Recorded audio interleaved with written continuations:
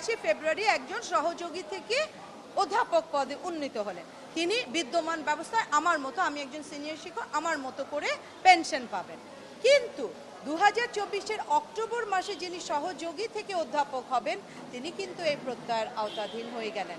এবং আমরা কিন্তু বারবার বলেছি, অর্থনীতিবিদ, ব্যাংকিং প্রফেশন সহ বিভিন্ন ক্যালকুলেশন, পাটিগণিতিক যে হিসাব, ম্যাথামেটিক্যাল ক্যালকুলেশনের মধ্য দিয়ে আমরা দেখেছি যে কিভাবে অর্থের বিচারেও আমাদের অনেক কমে যাচ্ছে। এটি অবনমন। এই আন্দোলন তো আমার জন্যে নয়, এই আন্দোলন আমরা যারা ইতিমধ্যে কর্মরত আছি, সিনিয়র প্রফেসরস বা সিনিয়র লেভেলে যারা আমরা আছি, আমাদের কোনো বেনিফিট বা সুযোগ সুবিধা বৃদ্ধির জন্য এই আন্দোলন নয়।